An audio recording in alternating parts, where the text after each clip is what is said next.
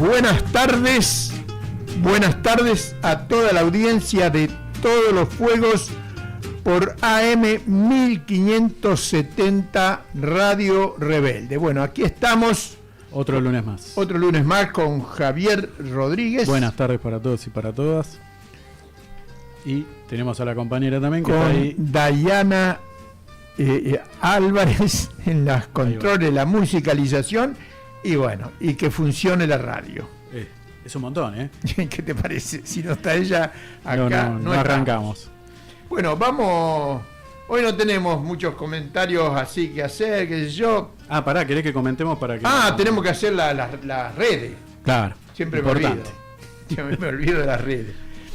Tranquilo, Daniel, buenas tardes a todos y todas. Si se pueden comunicar con nosotros a través del 11 26 90 8496. También lo pueden hacer a través de Radio Rebelde OK en YouTube para verlos a ustedes, porque de este lado no tengo cámara. Pero también pueden dejar sus comentarios. Y nos pueden seguir obviamente en todas nuestras redes sociales. Nos encuentran en Twitter como @f_fuegos. Y nos encuentran en YouTube e Instagram como Todos los Fuegos Radio. Le vamos a hacer un piquete a Nahuel para que te ponga... No, mirá que lo propuso, pero yo me negué, así que... Bueno, pero al público le vendría bien. Pero Bancada, Nahuel salió indemne entonces. Por ahora viene así. Vamos al editorial de hoy. Adelante. Dice así: las exigencias del jefe del Comando Sur, no le aclaramos que de Estados Unidos, ¿no es cierto?, Ya lo sabemos. para que Milei se aleje de China, y mientras tanto pasan cosas. Eso se lo agregué ahora. Pasan cosas. A fines de abril recibimos la visita por 3 días del almirante Alvin Hosley, jefe del Comando Sur de Estados Unidos, que recordamos es una fuerza militar, no un mensaje de paz, con la misión de fortalecer 3 puntos de su programa para la América del Sur con eje en Argentina: el litio, la tecnología 5G y las rutas marítimas, en competencia con la política comercial de China.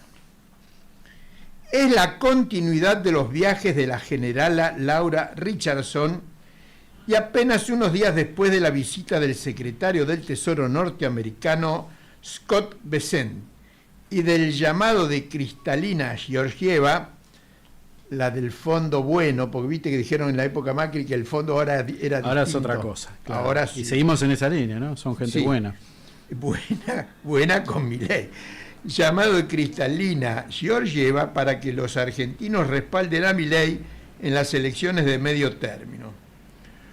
Como premio del amo yanqui a su peón de brega en Buenos Aires, el propio Bessent anunció que Estados Unidos está dispuesto a financiar a Milei ante cualquier dificultad con el llamado Fondo de Estabilización Cambiaria, que se utilizó por última vez para blindar a México durante la crisis del tequila hace 30 años. Y que generó toda una serie de crisis después de eso, ¿no?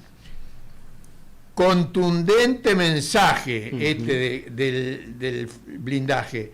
La Argentina de Milei vive la 4ª crisis de deuda, porque que hayan movido el blindaje, el Fondo de Estabilización Cambiaria, hay que decir que la crisis de la Argentina de Milei es tremenda, es terminal. Y es inminente. La confirmaron ellos. Que te tengan que venir a decir, quédese tranquilo que... No, la crisis ya fue. Le mandaron toda la guita Claro, por eso. como salvataje. El almirante fue claro cuando dijo: la región de América Latina y el Caribe se encuentra en la primera línea de una contienda decisiva y urgente para definir el futuro de nuestro mundo. Mientras Estados Unidos mira hacia el lejano oriente, China está arando terreno fértil hacia nuestro sur. Nuestro de él, sur es de él, sí, de ellos, nuestro sur. Igual que la Richardson habló, sí, que eran de ellos.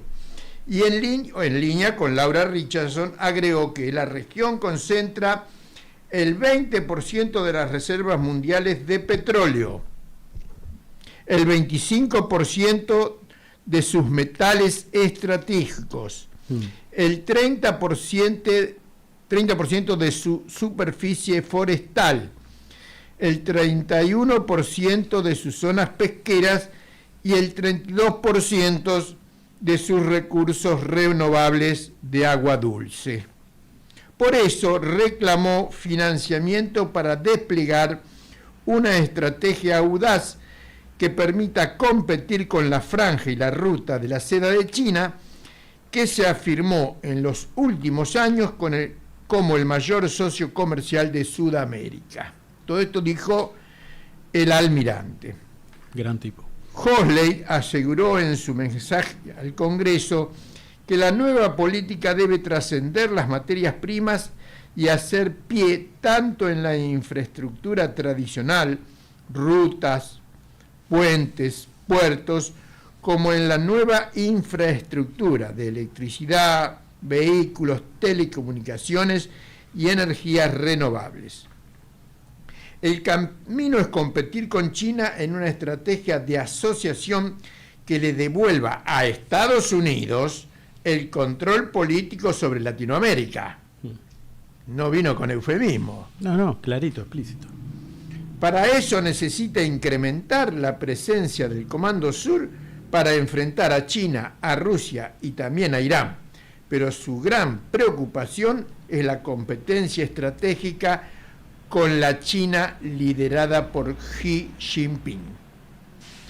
La disputa con China incluye los 17 elementos llamados tierras raras.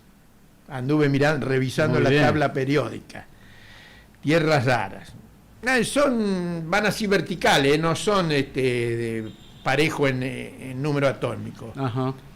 ¿Te acordás de la tabla periódica? Sí, que va así, así, bueno. Claro, se va siguiendo. No. Sí. Y están las familias de los materiales. Yo fui en industrial, y esas cosas las teníamos. Las tenían claras. Que se utilizan en aplicaciones tecnológicas como teléfonos, vehículos eléctricos y dispositivos médicos. El control de puertos, instalaciones espaciales e infraestructura de telecomunicaciones para un doble propósito, civil y militar, ya que el 50% de las reservas mundiales de litio se encuentran en Argentina, Bolivia y Chile. Las empresas estatales chinas tienen el monopolio de la minería y refinación de las tierras raras en la región. Entre 2000 y 2018, China invirtió 73.000 millones de dólares en los mercados de América Latina y el Caribe, advirtió. En cambio, Estados Unidos lo único que puso plata para la bicicleta financiera. Obvio. Y claro, préstamos, ¿no? Ese tipo de cuestiones. Y perdieron la carrera. Sí, los préstamos para la bicicleta. Claro, a eso vamos. Sí. El almirante Hoseley apunta en forma especial contra Huawei. Es una empresa china, líder mundial en el mercado de tecnologías de la información y las comunicaciones. Según su criterio, la compañía es punta de lanza de la campaña global para monopolizar los recursos naturales estratégicos en la región. Hoseley reconoce que 8 países de buena relación con Estados Unidos ya instalaron equipos 5G chinos y 24 están usando infraestructura 3G, 4G china. Por último, el almirante Hoseley visitó el miércoles 30 la base naval integrada a orillas del canal de Beagle, cuyas preocupaciones van en línea con las de la generala Richardson durante su gestión. El control de las rutas marítimas vitales que incluyen la Antártida para el comercio global y la preocupación por la pesca ilegal, no declarada y no reglamentada, una actividad que fomentan las flotas chinas, dijo, como forma de contribuir al tráfico de migrantes, la explotación laboral y la proliferación ilegal de drogas y armas. Todo lo que precisamente ellos no hacen, ¿no? Casualmente. No. No. Está hablando de ellos, no de China, me parece. ¿Qué sé yo? No sé. Pero bueno, está bien. Entre sus conclusiones, Holley dejó una preocupante definición. A ver. Llegó el momento. En esta región, Argentina es un aliado que rinde mucho y cuesta poco. Estamos regalados. Me encantó. Estamos regalados. Sinceridad total. Está bien, no nos engañan. En la cara te lo están diciendo, ¿no? Está bueno. Las fuentes de estos datos son del Destape y de Diego Genú, hijo de un viejo compañero nuestro. Uh-huh. Mientras tanto, en estos días se conoció que Argentina abandonó el proyecto de construir una planta de gas licuado en Sierra Grande, provincia de Río Negro, que ocuparía trabajadores argentinos por la instalación de un segundo buque de licuefacción, el MK2, en construcción en Ríos... No, eso es un chiste, en Río Santiago no, en un astillero chino. Y propiedad de Golar LNG, que llegará en 2008 para instalarse en el Golfo de San Matías de la provincia patagónica. El convenio por 20 años se firmó con las empresas Southern Energy, el 30%, YPF, el 25%, Pampa Energía, 20%, y la mencionada Golar LNG. Ambos barcos serán alimentados por un gasoducto con origen en Vaca Muerta. Este proyecto, aun si en lugar de buque fuera con una planta en tierra, es parte de concebir a la Argentina como una factoría exportadora de productos primarios, alejada de un proyecto industrial de plena ocupación de sus trabajadores. Mientras tanto, en lo que va de este gobierno, cerraron más de 1.100 panaderías en todo el país. 1.100, estamos hablando del pan. Algo básico. 1.100 panaderías en todo el país y más de la mitad en la provincia de Buenos Aires. Por la baja del consumo, baja de consumo de pan, y el aumento de los costos por segundo año consecutivo, porque antes la harina estaba subsidiada y desacoplada del precio del dólar. A principios de abril volvió a subir un 12% el kilo de pan y se espera un nuevo aumento para mayo. Va a hablar acá un entrevistado, un panadero. Primero suspendés trabajadores, luego los echás y después te fundís, declaraba un industrial panadero, quien continuaba denunciando que la realidad corre a contrapelo de las mentiras de Milei, para quien el consumo no para de volar. Me costó entenderlo. Milei dijo que vuela. Dijo que el consumo de pan. No, y dijo además que las paritarias de los trabajadores y demás habían ganado por goleada frente a la inflación. Sí. Bueno, maravilloso.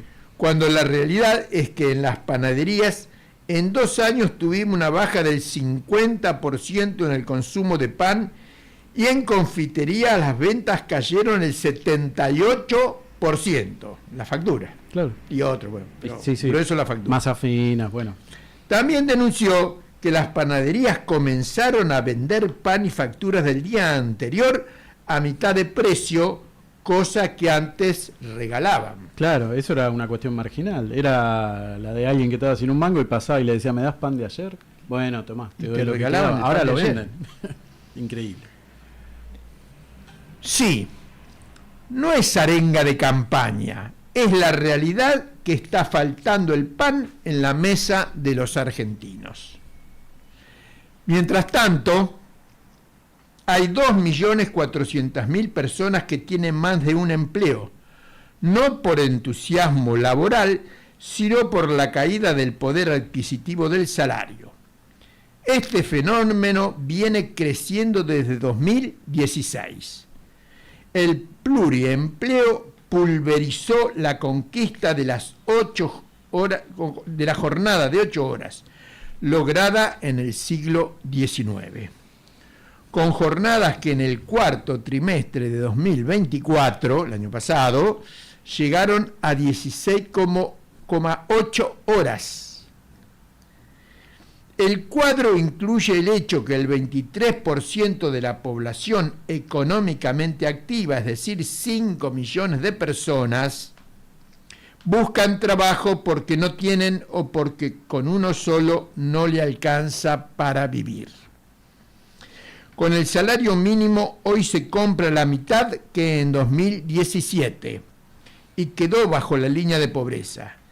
Y es de notar que el 50% de esa pérdida, de que compra la mitad, se perdió durante el actual gobierno de la libertad de tener hambre.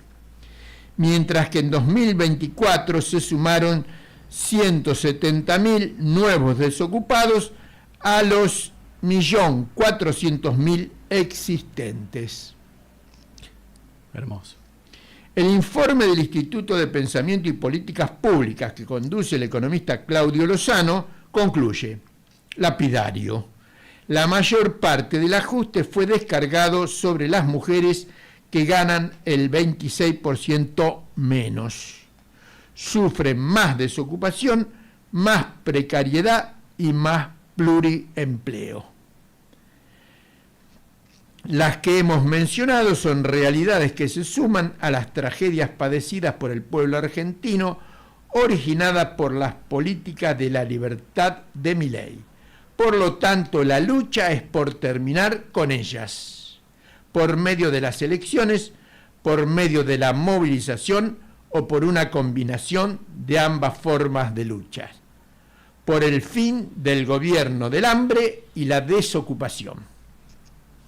Y sí. Bueno, son los datos de la realidad. Hoy se come la mitad de pan que hace 5 años atrás, o 7 años atrás. Y estuvo hablando el ministro de Economía, Luis Caputo, diciendo que nos quedemos tranquilos porque va a seguir bajando la inflación. Habla de bajar. ¿Te acordás que ya esto lo venimos charlando? Que mes a mes está creciendo y él dijo que va a seguir bajando. Y además se supone que después del mes pasado, ahora en breve se van a estar dando los índices de abril, del INDEC, me estoy refiriendo, que ellos dijeron que como los números le están haciendo ruido, que iban a cambiar ciertos valores y ciertas cuestiones que se estaban ponderando, así que ahora nos vamos a enterar qué se supone, que según ellos es lo que deforma, digamos, la lectura de la inflación. Que van a hacer trampa. Una vez más, ya hacen trampa. Porque obviamente todos sabemos que hay cosas que no se están midiendo mal, o no son relevantes esos datos, pero vos te acordarás que hace un par de semanas el propio presidente había dicho que poniendo el dato del consumo de carne, eso distorsionaba el modo de ver cómo estaba yendo el tema del consumo y bueno, y los valores inflacionarios. Así que seguramente, no sé, ya nos vamos a enterar en estos días, seguramente la semana próxima, cómo van a estar haciendo el nuevo dibujo. Pero un dibujo sin carne. Seguramente sin carne. Pero habrá que ver qué otras cosas meten o sacan. En la Argentina es un lujo comer carne. Y no sé, yo no estoy comiendo carne muy seguido, digamos. Sí, yo compro de cerdo porque es más barata. Claro, o pasan otras cosas, que es comer procesados o derivados, ¿no? En vez de comer carne, estás comiendo salchichas, hamburguesa mitad carne, mitad soja, no sé, procesados de distinto tipo, que de dudosa calidad nutritiva, ¿no? Bueno. Pero bueno, ahí va. Hablamos de algo lindo para olvidar las de ser penas. Posible, si es que es posible. Sí, porque hoy se cumplen, a ver que no me anoté el número, pero 209 años del nacimiento de Carlos Marx, que nació en 1518, así que es 207. 207 años. A ver, pará. 207, tiene que haber sido en 1800, ¿cuánto dijiste? 18. Ahí está. Más 7 da 5. Y 5, 8 y 7, 15, sí. Hace 207 años nació en Treveris. En esa época era Prusia, sí. Prusia renana, bueno, que hoy es Alemania, ¿no es cierto? Sí, ya es Alemania. Y han pasado un montón de cosas ahí. Bueno, ¿quién era Carlos Marx? Carlos Marx fue un estudioso, estudió Derecho, estudió Leyes, estudió filosofía, Sociología, Filosofía, incluso se doctoró en Filosofía en 1841, a los 23 años, pero en realidad la obra de Marx no es la de un filósofo, no es la de un sociólogo, no es la de un doctor en leyes, es un pensamiento multilateral, integrado en cada uno de los procesos que él analizaba, incorporaba el conocimiento de muchas ramas de la ciencia, incluso manejaban matemáticas, manejaban ciencias naturales, física, biología, o sea, digamos, un pensamiento integral de la realidad. Bueno, desde joven tuvo una posición radical en contra del poder dominante, lo que le ganó la persecución del gobierno y que los compañeros un poco se inquietaban porque era demasiado radical. Así que ya en 1845 se tuvo que exiliar en Bélgica, en Bruselas. Allí se contactó con los... No lo tengo escrito, estoy hablando como si estuviera leyendo. Bueno, allí se contactó con la Liga de los socialistas. Se llama Liga de los Justicieros, sí. Que en Francia se llamaba Liga de las Estaciones del Año, ¿no es cierto? Eran bastante místicos, un pensamiento, bueno, místico, digamos, pero lo que tenían estas organizaciones que venían de los carbonarios franceses, venían de... va a estar ahí Luis Blanqui, o Blanqui, Luis dejémoslo, Blanqui. ¿Y qué hicieron? Ahí lo conoce a Engels y se incorporan, entonces fueron haciendo un trabajo político, le fueron cambiando todos los nombres místicos y en el segundo congreso de la Liga de los Justicieros o de los Justos, le encargaron que escribieran una proclama de la Liga. Bueno, le escribieron, que salió en febrero de 1848, una semana, 10 días antes de que estallara la revolución en París.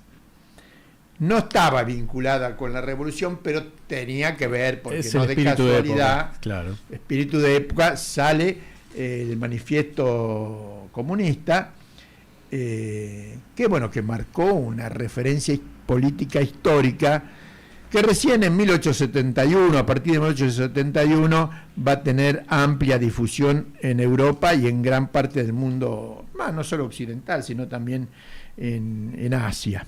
Sí, incluso en América. Incluso, en sí, en América, sí. Norteamérica, bueno, ni hablar aquí, ¿no? Hubo pioneros. Bueno, después de la revolución de 1848 se incrementó la persecución, así que tuvo que exiliarse en el año 1849 en Londres, en Inglaterra, donde va a vivir hasta que falleció en 1883.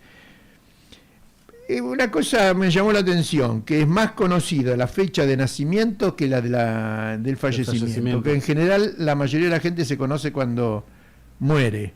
Claro. Bueno, el caso de Marx no, es del 5 de mayo de 1818. Su obra principal es El Capital de Carlos Marx, iba a decir, sí, su obra principal era de él. No llegó a concluir publicado en vida. El tomo 1 sí. El tomo 1 sí, el 2 estaba ahí en preparación. El 2 estaba ahí en preparación, que el que lo termina es Engels, sí. Que se supone que Engels conocía al pie de la letra porque bueno, muchos de los estudios lo fueron haciendo en conjunto, se consultaban, y el tercer tomo lo saca Kautsky, si mal no recuerdo. Sé que eran muchas notas que habían quedado, anotadores ahí, un montón de cuestiones que Engels también había estado supervisando y demás. Y de hecho hace unos pocos años también salió un apartado que había quedado perdido por ahí que se publicó hace poquito. Bueno, después salió la teoría crítica de la plusvalía. Sí, los 3 tomos que Que editó son- acá Cartago en su momento. Otros tres tomos. Bueno, esto es para recordar que, bueno, nosotros somos tributarios del pensamiento de Carlos Marx, nos reivindicamos. Inevitablemente. Es nuestro primer jefe máximo, Carlos Marx. Abrió las puertas a un montón de cosas que hoy no estaríamos charlando. Quizás. Además dicen que era un tipo muy alegre, muy jodón, muy charachero. Y duro también, ¿eh? Sí. Era ácido, le encantaba. Han eh, tenido discusiones con sí, otros contemporáneos con las que se agarraban duramente, pero bueno, también hay cosas que se tenían que decir, ¿no? Y discusiones que se tenían que dar. Algún Bueno, día por ahí le podemos dedicar nos una charla vamos más larga. a la tanda y a esperar a la invitada de hoy, María Eva, me aprendí el nombre porque, Muy bien. pero con K el apellido, que Koutsovitis. Koutsovitis. Muy bien, Javi. Sí. Bueno, vamos a la tanda. Adelante.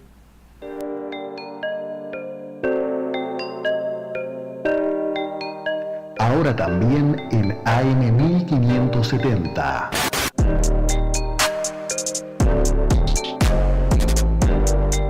Radio Rebelde, AM 1570.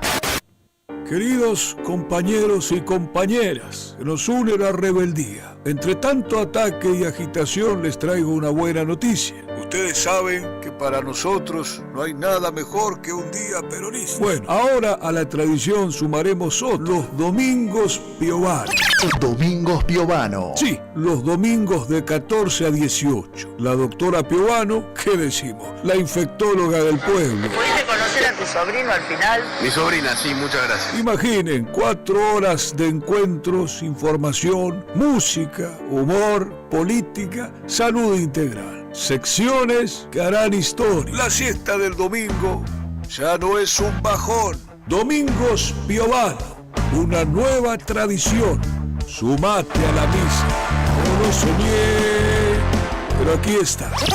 Domingos Piovano, con Gabriela Piovano. Domingos de 14 a 18. Los jueves a las 7 de la tarde, Rebeldes por Malvinas. Un programa que analiza la realidad desde la óptica de la soberanía de nuestro pueblo argentino. Rebeldes por Malvinas. Jueves de 19 a 21. Para que seamos de una vez por todas libres de toda dominación extranjera. Reflexiones. Porque hay que seguir y mirar siempre en dirección al sol. Así veremos la luz y las sombras no podrán ocultar ni oscurecer nuestros caminos. Conducción Julio César Carrizo. Los miércoles de 18 a 19 por Radio Rebelde, AM 1570. Reflexiones.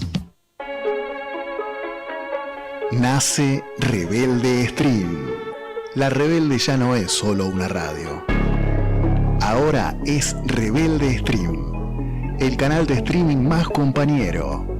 Métete a nuestro YouTube, suscríbete y participa del canal más compañero.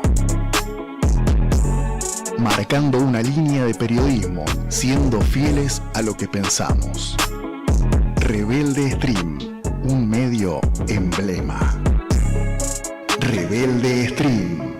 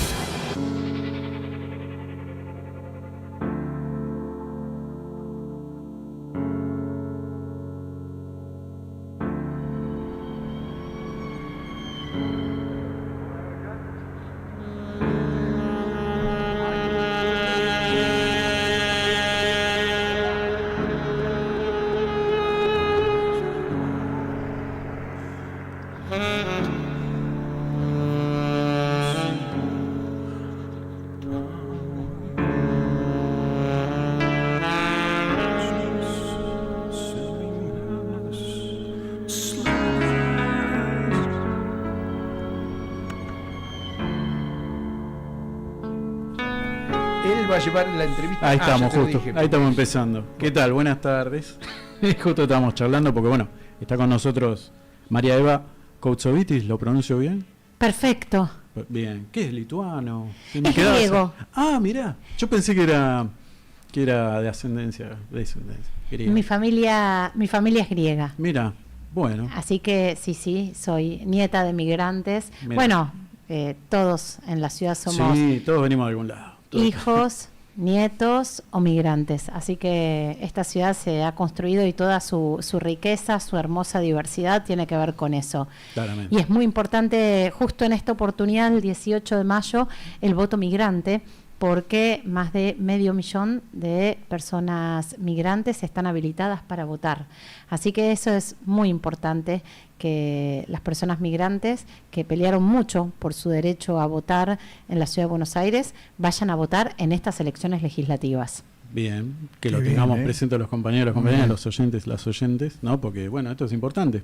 Digo, en tiempos en donde se viene pregonando, ¿no? De hace rato precisamente recortar servicios, accesos a la salud, ¿no? A la educación y demás, ¿no? De recorte como si fuese que hay indeseables, ¿no? Totalmente, por eso me parece que hoy más que nunca ese voto es muy importante y además puede ser un voto decisivo que pueda dar vuelta una elección. A mí a veces me llama la atención, ya que justo empezamos a hablar de mi apellido, y me acuerdo de mi infancia, la infancia en un hogar migrante, ¿no? De abuelos migrantes, que hablaban muy poco el español, mi papá que aprendió el español en la escuela primaria, y la verdad que yo digo, qué doble vara, qué doble estándar, porque quienes llevan generaciones habitando en la ciudad de Buenos Aires, construyendo la riqueza de la ciudad, no pueden ser candidatos o candidatas para comuneras, comuneros, legisladores, legisladoras si son migrantes, y sin embargo Jorge Macri dejó de ser jefe de gobierno en Vicente López para ser jefe de gobierno en la ciudad de Buenos Aires. Y Los Penato, que es diputada nacional por la provincia de Buenos Aires, ni siquiera va a poder votarse a sí misma, ¿no? Entonces, bueno, qué importante poder ejercer ese derecho, que es el derecho del voto migrante, un derecho que le ha costado tanto a las comunidades migrantes poder lograrlo. Bueno, el pasado martes tuvo lugar este debate que se suele hacer, el debate que se supone que es el obligatorio, el formal, porque después sabemos que hay canales que arman otros debates un poquito más amañados, ¿no? Más invitan a quienes sí les parece bien y otros por ahí quedan fuera. Pero bueno, no hay sorpresa con eso, pero digamos, tuvo lugar en el canal de la ciudad, más de 3 horas duró, si mal no recuerdo. Estuvo largo porque, bueno, estuvieron los 17, los y las principales candidatos o candidatas de las listas que hay. Charlamos 17 lunes. listas. Hay 17 listas, sí. Montón. Es muchísimo.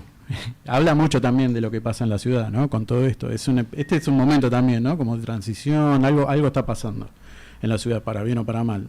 En general viene siendo para mal. Pero bueno, la cuestión es, bueno, para quienes no te conocen, nosotros ahí justo teníamos un recortecito de cuando le devolviste a Larreta que te hizo como una hinchada en cara, una crítica, y vos le devolviste, para que así los oyentes y las oyentes escuchen, y bueno, a partir de ahí creo que está bueno seguir charlando.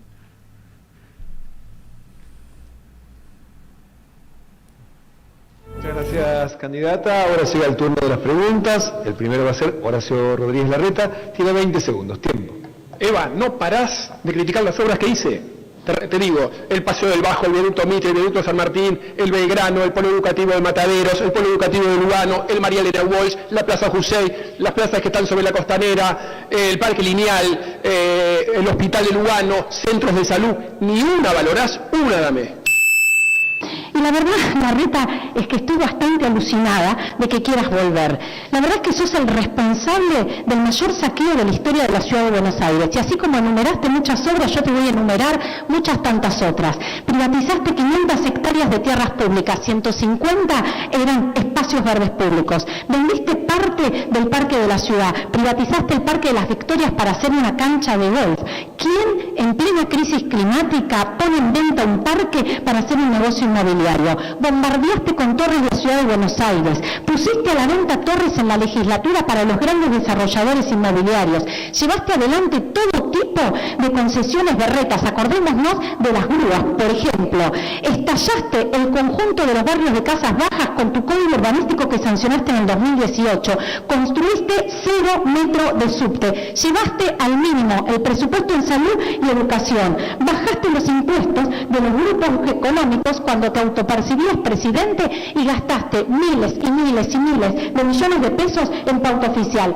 Eso sí, todo eso no lo hiciste solo, lo hiciste con tus cómplices, los radicales, la coalición cívica, los libertarios y también parte del peronismo. Pero lo más grave de todo eso es que nos trajiste de Vicente López a Jorge Macri para que termine llevando adelante tu lógica saqueadora. Muchísimas gracias. Concreto, ¿no? Bastante sí. Claro. Pero, digo, a veces parece como que solo importan los candidatos, ¿no? Los principales, los mediáticos y demás. Y está bueno que pase esto porque también estos tipos, estos jetones, estos caretas, nada, se tienen que comer los cachetazos que les corresponde. Sí, claro. Para mí estuvo bueno lo que planteó la compañera. Bueno, ingeniera civil, ¿verdad?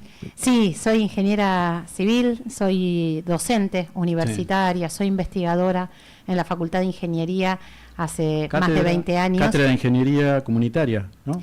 En realidad yo soy profesora de hidráulica general en la Universidad de Buenos Aires, soy profesora de obras hidráulicas en la Universidad Tecnológica, doy clase en distintas maestrías de la Universidad de Buenos Aires y coordino una cátedra de ingeniería comunitaria, la primer y única cátedra libre que tiene la Facultad de Ingeniería de la UBA.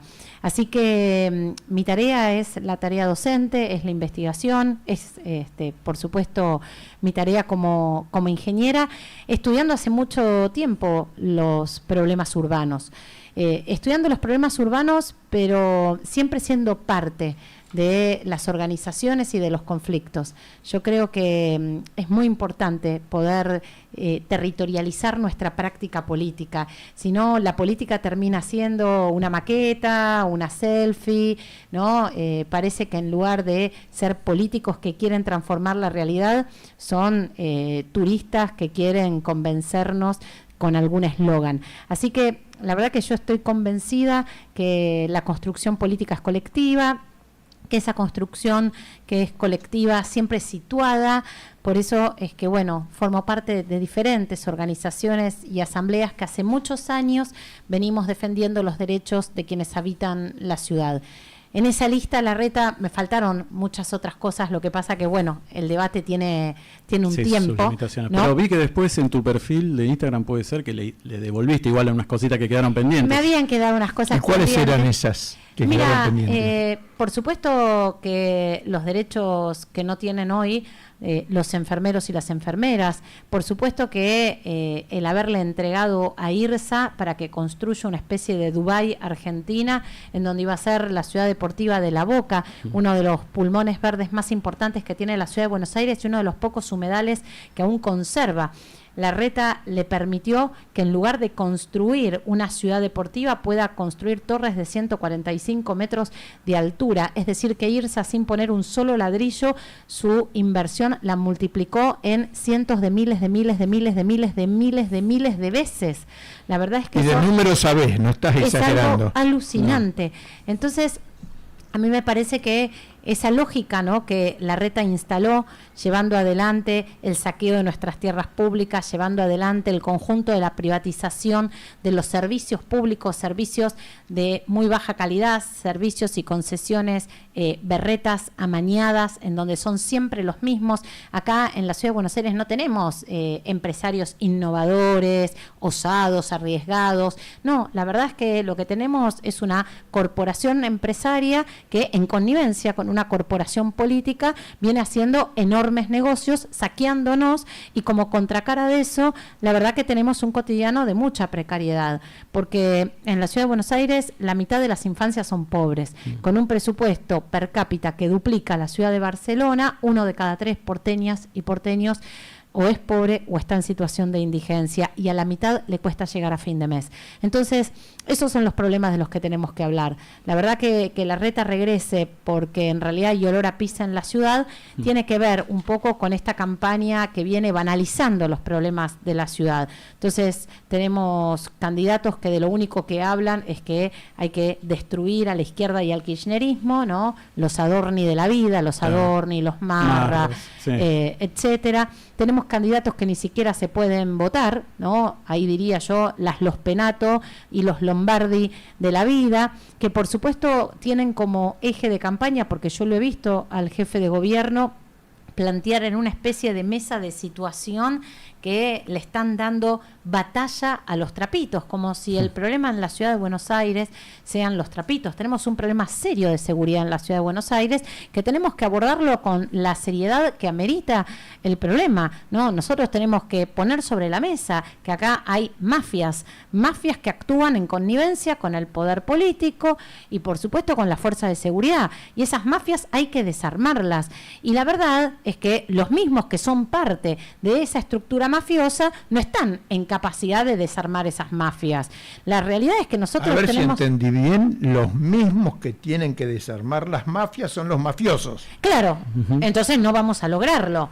Entonces, a mí me parece que nosotros tenemos que poder desarmar, ¿no? Esa lógica de que parte del poder político, parte de las fuerzas de seguridad y parte de la mafia del delito actúan en conjunto, entre otras cosas con más controles. Todos sabemos dónde se venden autopartes robadas, todos sabemos dónde se venden celulares robados, y todos, la verdad es que miramos para arriba y decimos, qué barbaridad, no se para de construir en la Ciudad de Buenos Aires, sobre todo, por ejemplo, con estos proyectos, ¿no? Claro. Estas Dubái argentinas que Larreta junto con IRSA vino a proponernos a las porteñas y a los porteños.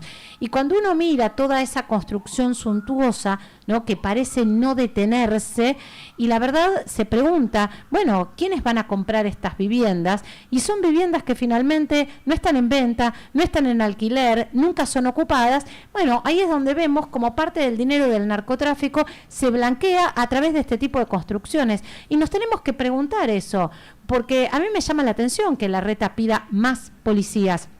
La Ciudad de Buenos Aires tiene el triple de policías cada 100.000 habitantes de lo que recomiendan los estándares internacionales. Tenemos más del doble que el promedio en la región.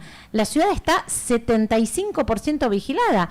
El problema acá no son más policías. Nosotros justamente podríamos tener que parte de esa policía se dedique a ser una policía vecinal, una policía de cercanía, claro, que pueda resolver los conflictos antes que los conflictos escalen. Nosotros tendríamos que ahora estar discutiendo una justicia vecinal y comunitaria. Eso tiene que ver con la autonomía de la Ciudad de Buenos Aires. La verdad que cuando Jorge Macri habla, nuestro objetivo es la autonomía, no se entiende muy bien de qué está hablando.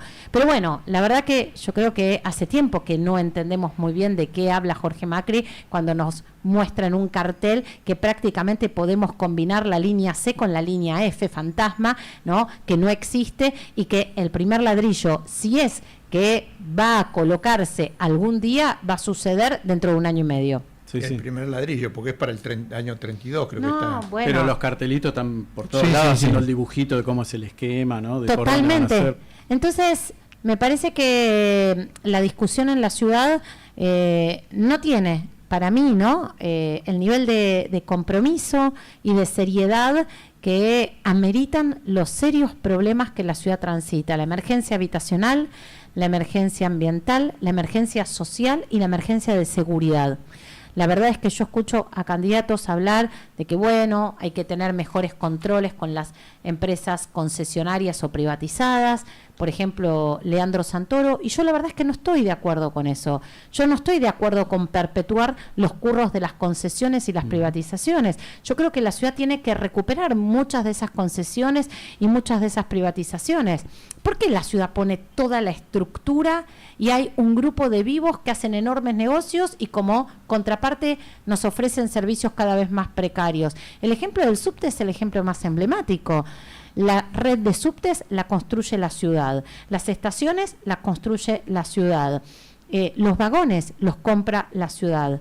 Y hay una empresa que se ocupa de operar el servicio con una frecuencia pésima, sin condiciones de accesibilidad para quienes tienen problemas de movilidad y además con una tarifa que es totalmente inasequible. Es una locura. La verdad que es una locura total. Sí. No, impresionante. Y hay otros temas que están dando vueltas ahí. Yo sé que vos, en general, trabajás mucho el tema vinculado a la cuestión del medio ambiente, la cuestión ecológica, y que estás dando también la discusión, la disputa con esa idea como de una ecología pro, vamos a decirlo así, o privatizada, en la que parece que esa idea de parquizar y que todo sea muy prolijito, muy lindo como un country, pero que a la vez es como lo posible, ¿no? No tiene nada que ver con pensar específicamente los espacios, la calidad de vida, ¿no? Cómo funcionan este tipo de cuestiones. Yo sé que ustedes habían estado trabajando con el proyecto de la Costanera, ¿no? Para hacer que eso fuese todo una cuestión parquizada, ¿no? Pero en un buen sentido de las cosas. Mira, la verdad es que el PRO ha tenido una estrategia de marketing fenomenal. Llegó hasta convencernos que una maceta era un espacio verde público. La verdad que eso es increíble. O que un cantero era un espacio verde público y hacía renders, porque les encanta hacer renders, maquetas, ¿no? Y de pronto mostrar dos personas. ¿Qué es un renders? Un render es como una maqueta, es algo que simula la realidad. Entonces vos podés imaginarte de pronto como en un cantero podríamos vos y yo estar tomándonos un mate. Bueno, es alucinante, ¿no? Primero, porque es una ilusión absoluta, y segundo, porque está claro que ni una maceta, ni un cantero, ni un cementerio es un espacio verde público. Los espacios verdes públicos para todos y para todas son las plazas y los parques, punto. Bien, y por supuesto las reservas. Entonces, nosotros hace tiempo que venimos trabajando con esta idea de terminar con las concesiones truchas, ilegales e irregulares que hay en el conjunto de la Costanera para transformar la Costanera en un parque 100% verde y público. Para nosotros eso es absolutamente estratégico. Primero, nos mandata la Constitución. En segundo lugar, para nosotros eso es clave en términos ambientales. Nos permite recuperar toda una biodiversidad que estamos perdiendo como consecuencia de arrojarle al borde costero toneladas de cemento para hacer torres suntuosas que nadie habita. Y en segundo lugar, en términos climáticos, es absolutamente clave. Los bordes costeros son las zonas de amortiguación de justamente las precipitaciones.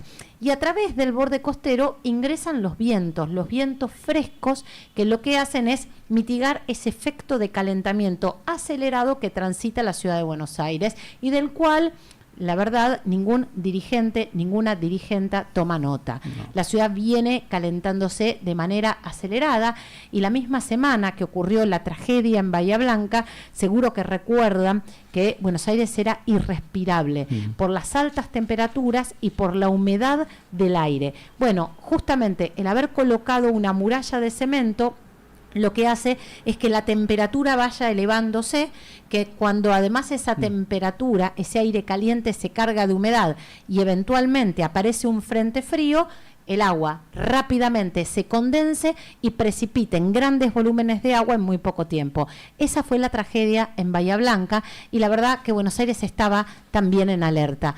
Bien, a mí me parece que no tenemos que esperar una tragedia en la ciudad de Buenos Aires como la del 2013, ni tampoco tenemos que tener eslogan mentirosos con esto de la ciudad no se inunda más, porque la ciudad se inunda. De hecho, ayer llovió, anoche llovió y la ciudad se inundó. Entonces, tratar de repetir como un mantra una mentira no tiene ningún sentido, sobre todo para quienes trabajamos en la gestión del riesgo. Yo como ingeniera civil, mi especialidad es la hidráulica y me dedico al tema inundaciones, al tema ambiental y a temas vinculados con el saneamiento. Y la realidad es que cuando uno gestiona el riesgo, lo más importante es que esas comunidades puedan estar preparadas frente a las amenazas que eventualmente tengan que afrontar. Que en el caso de la Ciudad de Buenos Aires, las amenazas son dos, las inundaciones y las olas de calor. Por lo tanto, plantearle a la comunidad, plantearle, ¿sí?, al conjunto de la ciudadanía que la ciudad no se inunda más, no solo es una enorme mentira, sino que desde el punto de vista de la gestión del riesgo es un desastre. Entonces, nosotros en la Ciudad de Buenos Aires no tenemos sistemas de alerta democratizados. Cuando llueve o hay alguna alerta, Jorge Macri te recomienda barrer la vereda hacia adentro de casa, manejar despacio y sacar las macetas del balcón. Yo estoy segura que ustedes lo deben haber visto en algún tuit. No tenemos plan de contingencia. Si hubiera un evento como el de... la basura para adentro. Claro, para que la basura no tape los sumideros. Es sorprendente, sí, por supuesto que es sorprendente, porque en todos los lugares en donde el riesgo se gestiona adecuadamente hay cartelería en la vía pública, hay avisos a través de señales sonoras, que pueden ser sirenas, que pueden ser mensajes, hay páginas oficiales, la población es alertada a través de mensajes de WhatsApp o mensajes de texto, la población está preparada y sabe cómo manejarse frente a una contingencia de esas características, sabe en qué momento, ¿sí?, por ejemplo, tiene que abandonar la vivienda, sabe cuáles son los caminos seguros, sabe cuáles son los lugares seguros. Bueno, la verdad es que nada de eso pasa en la Ciudad de Buenos Aires, y eso desde ya que es solo decisión política. Acá la decisión política por parte del macrismo durante estos 20 años fue mentirnos. Te puse una pregunta muy llana, sí, de un tipo de la calle. Yo viví muchos años en La Plata. Entonces uno se acostumbra, muchos años, mira la temperatura y se abriga de acuerdo a la temperatura que hay. Ya entendiste la pregunta que te voy a hacer. Acá me desorienta, porque yo miro la temperatura, salgo y hace más calor en la calle de lo que dice la temperatura. Exacto, eso tiene que ver con ese efecto de calentamiento acelerado que la ciudad está atravesando. En las últimas 3 décadas la temperatura máxima anual aumentó casi 1 grado. Eso es un dato totalmente alarmante.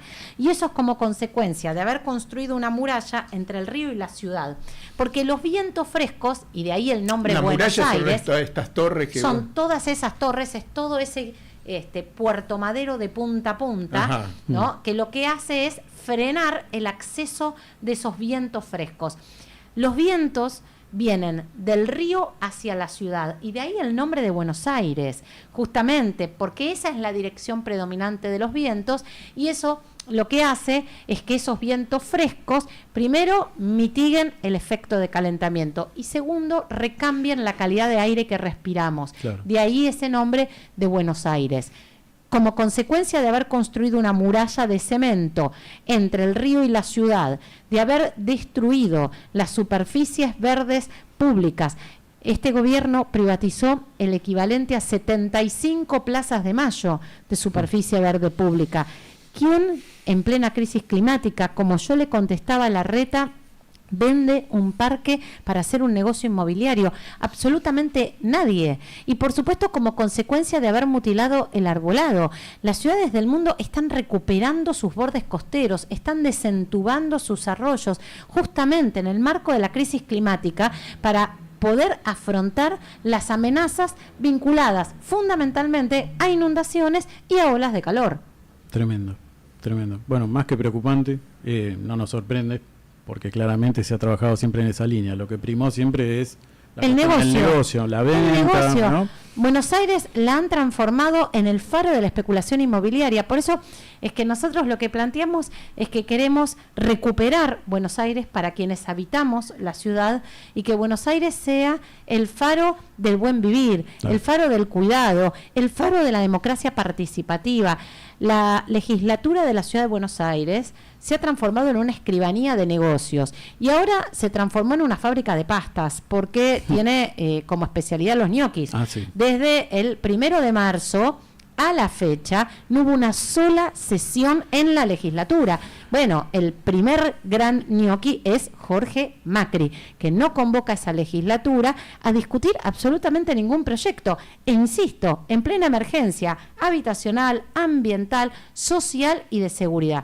Nosotros tenemos un conjunto de propuestas que tienen que ver con abordar estas problemáticas, no solamente recuperar la Costanera y transformarla en un parque 100% verde y público, poniéndole fin a las concesiones truchas, sino también construir un banco público de viviendas que incorpore 10.000 viviendas todos los años para que esas viviendas sean entregadas en comodato a las personas adultas mayores, a quienes están en emergencia habitacional. Tenemos la propuesta de crear un laboratorio público de medicamentos para entregárselo gratuitamente a los jubilados que cobran. ¿Quiénes harían los medicamentos?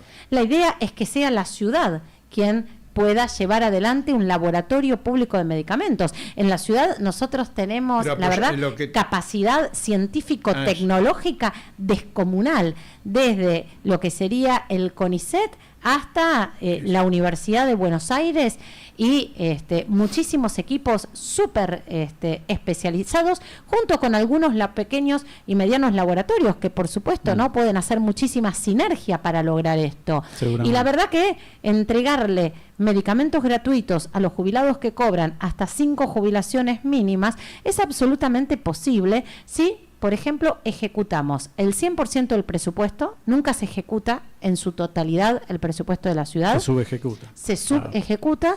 Y si además terminamos con los privilegios de los privilegiados de siempre. Larreta, cuando se autopercibía presidente, decidió bajarle los impuestos a los grandes grupos económicos.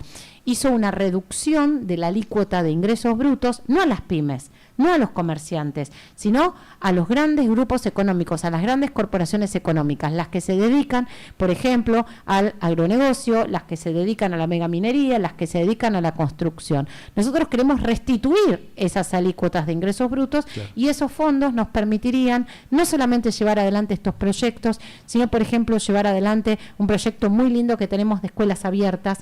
¿Cómo es eso? Yo soy docente, pero de media, de secundaria. Me encanta. Mira, nosotros queremos aprovechar la infraestructura de las escuelas, sobre todo de las escuelas primarias, para que luego del turno de la tarde, a partir de las 18 horas, esas escuelas se transformen entre las 18 y las 22 en un proyecto deportivo, en un proyecto cultural. A ese proyecto lo llamamos Proyecto de Escuelas Abiertas. La Ciudad de Buenos Aires hoy cuenta con 15 escuelas de música que funcionan en las escuelas públicas de la Ciudad de Buenos Aires, solo 15, maravillosas, totalmente desfinanciadas por el gobierno de la ciudad, y tenemos ese enorme sueño de que luego de las 6 de la tarde las escuelas por ejemplo, se transformen en orquestas, ¿no? O se transformen en un proyecto deportivo para los jóvenes, para nuestras infancias. Y todo eso es posible si nosotros ejecutamos el 100% del presupuesto, terminamos con los privilegiados de siempre y de verdad discutimos a fondo los problemas que la ciudad tiene. Y un proyecto, más de estos hermosos proyectos para convencer a la audiencia de que te tiene que votar. ¿Qué días son las elecciones? 18 de mayo. 18 de mayo necesitamos 70.000 votos, así que es muy importante que las voces de quienes habitan la ciudad lleguen a la legislatura porteña. Nosotros tenemos un proyecto también, para mí, muy lindo, que es un proyecto de marco de participación ciudadana, de democracia participativa. Ese proyecto marco de democracia participativa tiene, en primer lugar, el rol de jerarquizar las comunas. Yo en el debate escuché algunos candidatos plantear eliminar las comunas. Bueno, nosotros vamos a contramano de eso. Queremos jerarquizar muy las comunas. Suspicaz el nombre, o muy sospechoso ese nombre de comuna. Ese nombre, bueno, la idea de desconcentrar el poder para nosotros es importantísimo, fortalecer las comunas, justamente volver a instalar la idea del presupuesto participativo y además a partir de esa ley marco de democracia participativa generar instancias de decisión ciudadana que sean vinculantes. Para nosotros eso es absolutamente clave. Lo que queremos es revolucionar la legislatura, queremos terminar con la lógica de una legislatura transformada en una escribanía de negocios para que sea una legislatura de puertas abiertas, porque yo estoy convencida que si esa legislatura es una legislatura de puertas abiertas, hay muchísimos proyectos que muchas legisladoras y legisladores ni siquiera se atreverían a votar. Por eso a mí me parece muy importante que las voces de quienes habitamos la ciudad podamos llegar a la legislatura este 18. Bueno, esperemos que así sea. Le deseamos lo mejor desde acá, obviamente. Bueno, María Eva Couchovitis. También está voy a Ariel cometer Eiger, un... ¿sí? ¿Está Sí, él me acompaña, Mónica Ruejas, Jonathan Valdivieso, el Observatorio del Derecho a la Ciudad. Es una lista de luchadoras, luchadores por el derecho de quienes habitan la ciudad. La verdad que todos quienes integran la lista tienen un enorme recorrido en la defensa de los derechos de quienes habitan la ciudad. Así que es un orgullo encabezar esa lista. Perfecto. Confluencia por la igualdad y la soberanía, para que lo tengan presente quienes nos estén escuchando. Ténganlo presente. Tomen nota, ¿no? Sí, sí. No, yo iba a cometer no sé cómo se dirá, una infidencia. No, un periodismocidio. Bueno, veamos eso. Yo creo que acá tenemos una candidata que sabe, porque ha demostrado que sabe. Sí, sí. Está acompañada por gente, buena gente, así que me parece que apoyamos que la ciudadanía vote a María Eva. Ay, muchísimas gracias. Esperemos que así sea. Muchísimas gracias. Y a seguir peleando. Y a seguir hay que pelear peleando. un montón acá. Totalmente. Por supuesto. Muchísimas gracias. Un gustazo conversar con ustedes. Muchas gracias a vos.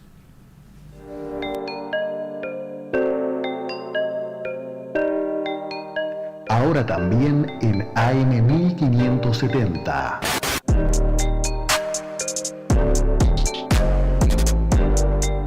Radio Rebelde, AM 1570.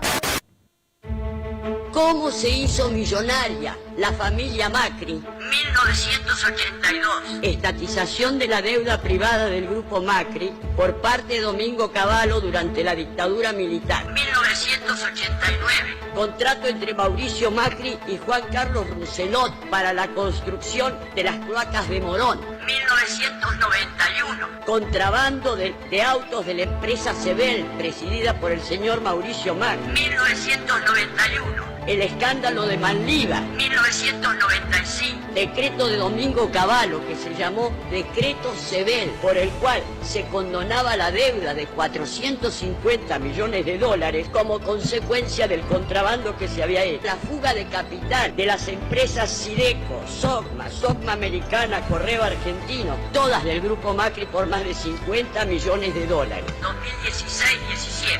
Y tenemos los Panama Papers, el Correo Argentino, Avianca, Autopistas del Sol, Odebrecht. Esa famosa riqueza del grupo Macri no se hizo ahorrando monedas en una alcancía.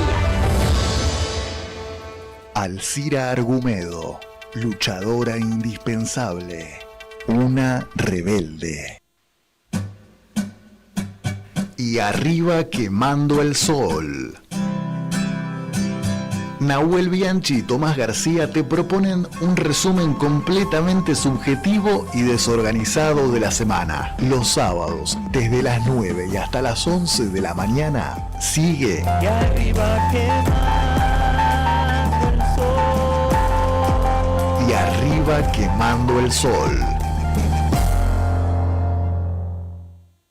Radio Rebelde en Instagram. Nos buscas como Radio Rebelde OK y conectás con toda la programación. Ahora también en Instagram.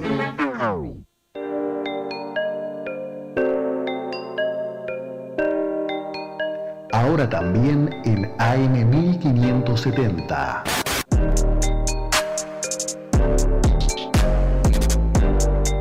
Radio Rebelde, AM 1570. Queridos compañeros y compañeras, nos une la rebeldía. Entre tanto ataque y agitación les traigo una buena noticia. Ustedes saben que para nosotros no hay nada mejor que un día peronista. Bueno, ahora a la tradición sumaremos los domingos Piovano.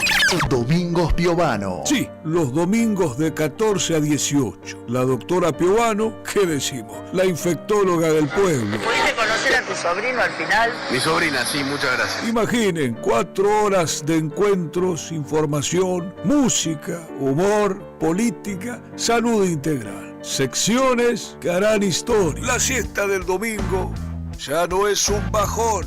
Domingos Piovano, una nueva tradición. Sumate a la misa. No lo soñé, pero aquí está. Domingos Piovano, con Gabriela Piovano, domingos de 14 a 18. Los jueves a las 7 de la tarde, Rebeldes por Malvinas. Un programa que analiza la realidad desde la óptica de la soberanía de nuestro pueblo argentino. Rebeldes por Malvinas. Jueves de 19 a 21. Para que seamos de una vez por todas libres de toda dominación extranjera. Reflexiones. Porque hay que seguir y mirar siempre en dirección al sol. Así veremos la luz y las sombras no podrán ocultar ni oscurecer nuestros caminos. Conducción Julio César Carrizo.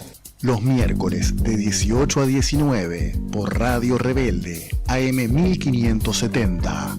Reflexiones. Nace Rebelde Stream. La Rebelde ya no es solo una radio. Ahora es Rebelde Stream, el canal de streaming más compañero. Métete a nuestro YouTube, suscríbete y participa del canal más compañero. Marcando una línea de periodismo, siendo fieles a lo que pensamos. Rebelde Stream, un medio emblema. Rebelde Stream.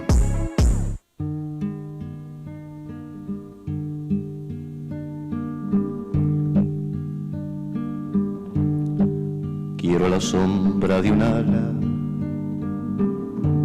contar este cuento en flor. La niña de Guatemala, la que se murió de amor. Eran delirio los ramos y las orlas de reseda, y de jazmín la enterramos en una caja de seda.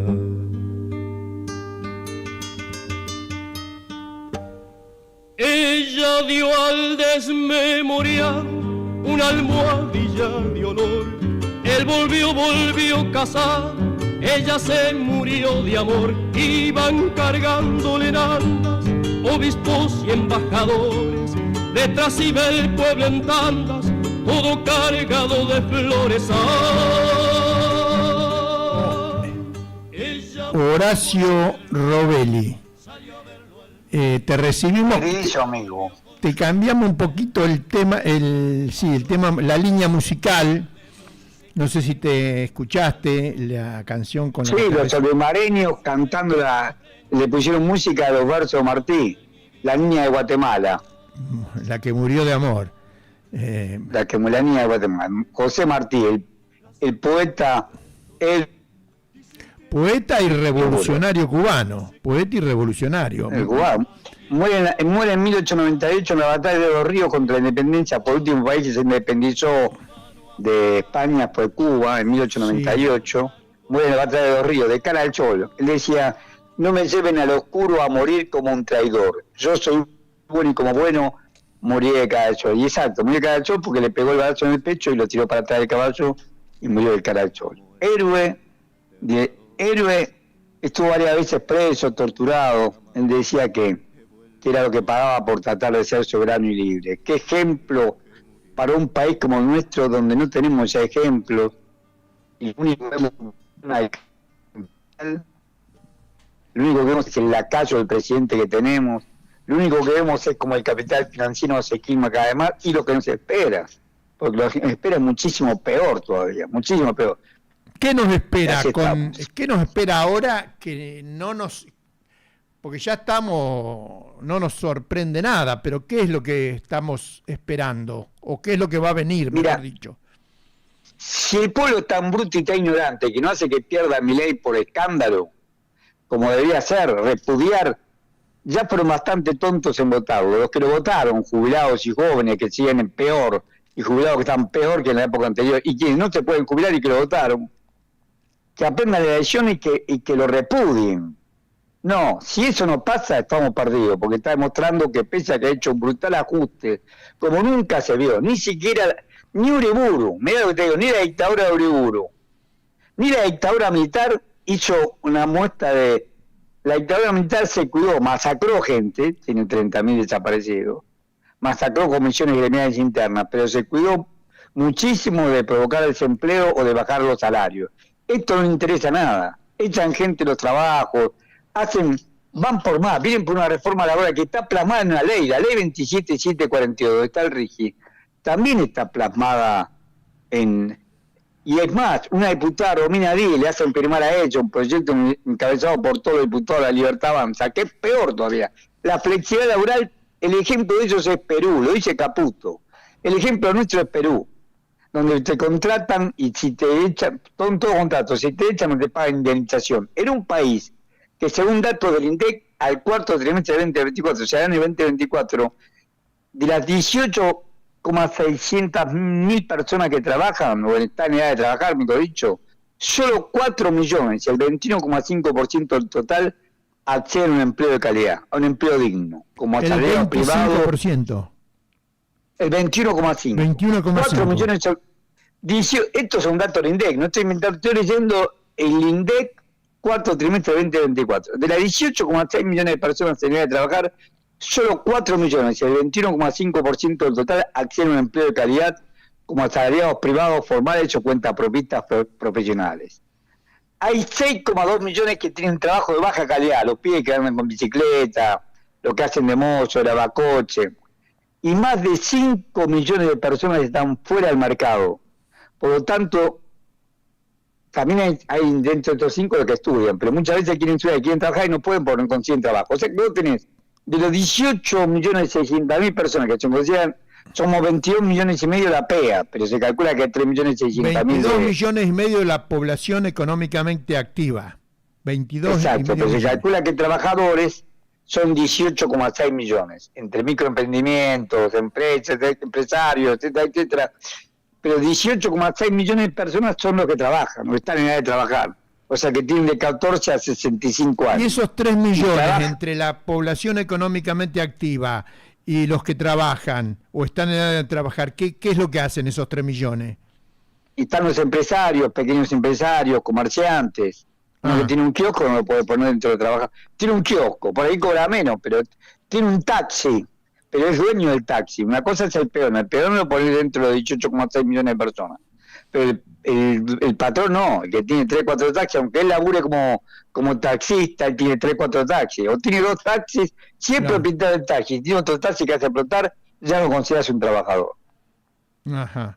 No soy yo el que lo hace el INDEC. O sea, yo no soy el que determino eso, lo determina el INDEC. Con estos datos que estás dando voy a tener que corregir la propuesta que hacemos nosotros de crear 6 millones de puestos de trabajo. Me parece que tienen que ser más de 6 millones. Trabajo de calidad. Porque 6,2 millones trabajan, pero tienen trabajo precario. Claro. Y la ley 27742 es peor. Admite la creación de un fondo de cese laboral como la construcción. Claro. Los empleadores van a poder optar por contratar un sistema privado de contratación laboral. Modifica la ley de contrato de trabajo. Acordate que la modifica fuertemente la ley. ¿Cómo es eso? Que el trabajador contrata un sistema de... El patrón le contrata un sistema de jubilación del trabajador, donde aportan privado. Está en la ley. O sea que es una forma de meter por la ventana una jubilación privada de nuevo. Exacto, eso es lo que van a hacer. Eso fue, y yo te conté ya varias veces, que Silvina Bataki nos reunió a un grupo de amigos en la casa de ella y nos contó cuál fue el problema que tuvo con Cristina Georgieva. Que Cristina Georgieva le dijo, la atendió alegremente, como si ella la atendió alegremente, le dijo que había que crear un sistema de capitalización laboral. Y yo le digo, pero Pizarro fracasó, en la Argentina fracasó, no importa, así se crean los fondos de capital, así se nacieron todos los fondos de cobertura, porque los fondos de cobertura eran eso. Hoy son grandes fondos de inversión, pero eran fondos de pensión, eran fondos laborales, eran fondos de aportes previsionales. En Estados Unidos, BlackRock, Fidelity, Pinco, Vanguard, todos ellos comenzaron como fondos de cobertura. Hoy son grandes fondos de inversión. Entonces, no, tienen que seguir esa regla capitalista. Y le dijo, mirá, eso será cierto en Estados Unidos, las dos hablan inglés, obviamente. Y le dice, eso por hacer en Estados Unidos. Pero en Argentina fracasó estrepitosamente, fue un fracaso. Y ella le volvió a insistir, y como ella no volvió a contestar, dejó la sonrisa para mejores ocasiones y los 15 minutos ¿Y los qué? pretextó que tenía esta reunión. Dejó de sonreírse, como la recibió sonriendo, dejó de sonreírse. Sí. Y a los 15 minutos pretextó una reunión y se fue. Yo te conté varias veces esto. Ella viene en el avión preguntando qué pasó. Ajá. Habla con Alberto Fernández, porque Alberto Fernández la recibió en Olivos, a almorzar en Olivos, y le contó todo esto. Y Alberto Fernández decía que una barbaridad, o sea que estaba a favor de ella. Bueno, a las 4:30, ella vive en La Plata, tenía había quedado un departamento acá por un mes, fue ministra, pero tenía los hijos estudiando en La Plata, no lo podía sacar del colegio. Vuelve a La Plata a su casa, la llaman 4:30 de la tarde de la Presidencia de la Nación y le piden la renuncia. Alguien le dio la orden a Alberto Fernández. Bueno, no voy a agregar nada a todo lo que ya sabemos de Fernández. Bueno, pero alguien le dio la orden, Lo que estamos diciendo es que la ley 27.742 encierra una reforma laboral que no he visto nunca en mi vida. Ni la Libertadora o la Fusiladora tuvo semejante pretensión. Modifica el artículo 2 de la Ley de Contrato de Trabajo, donde dice claramente que queda condicionada a la aplicación de suposiciones resulte compatible con la naturaleza, escucha esto, con la naturaleza y modalidad de la actividad de que se trate. O sea que las condiciones de trabajo te la ponen, no tienen horario, te la ponen la modalidad de la naturaleza que se trate. Esto es especialmente para las mineras, para todas las extractivistas, seguro. Se extiende el periodo de prueba de 3 a 6 meses, era 3 meses, ahora 6 meses, y se extiende dicho periodo a 8 meses, o sea, 8 meses, 8 meses, chao, te vas, reemplazamos otro, una empresa que tiene de 6 a 100 trabajadores, y hasta un año de periodo de prueba para caso de empresa con 1 a 6 trabajadores. Esto es lo que viene después de las elecciones. Después de las elecciones porque lo acordaron en la ampliación del acuerdo, vaya la redundancia. Esto no lo van a decir los candidatos ahora en la campaña, no van a decir esto. Ni siquiera lo que se dicen opositores, porque en el fondo ninguno de ellos quiere saber. El radicalismo propició esto en su propia ley laboral. Y los sindicatos guardan cobarde silencio porque tienen terror de perder la obra social, porque en otra parte dicen claramente que van a...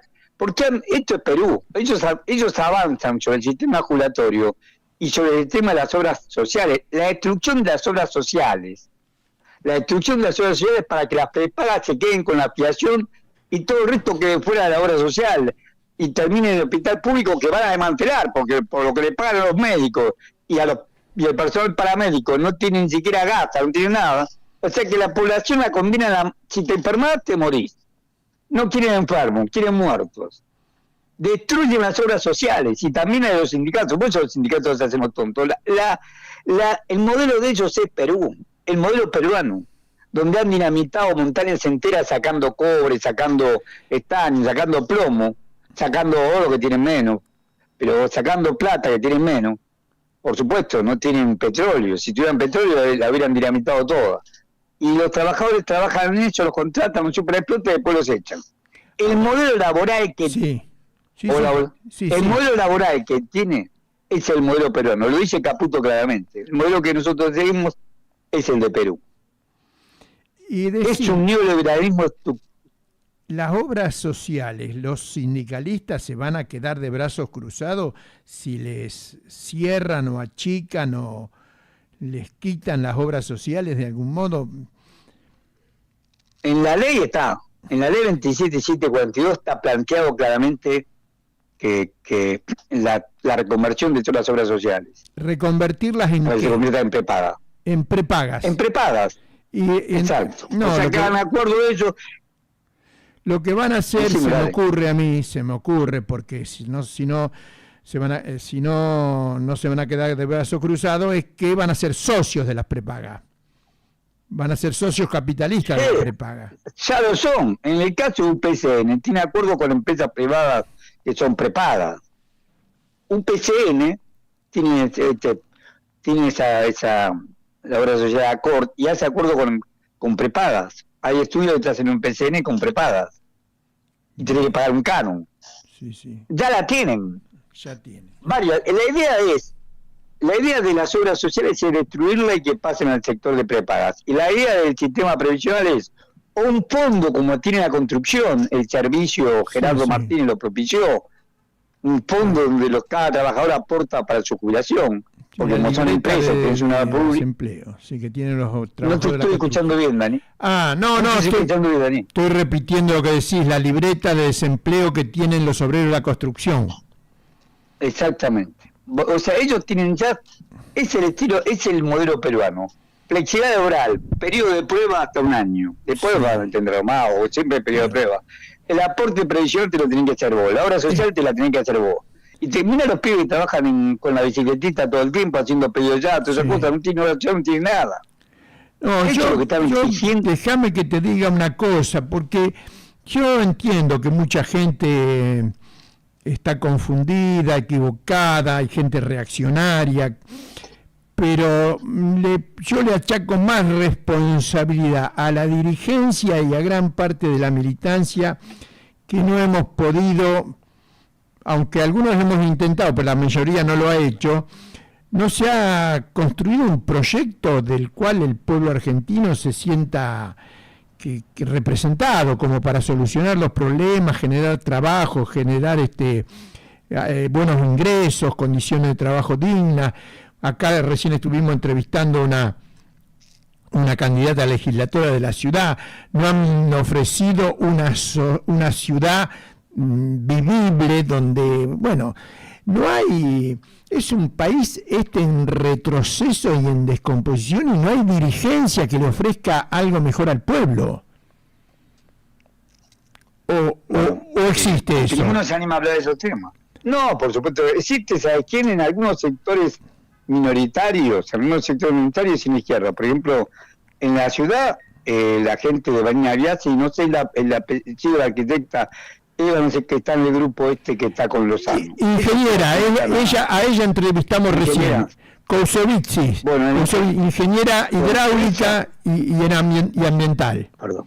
Nos dio una cátedra recién.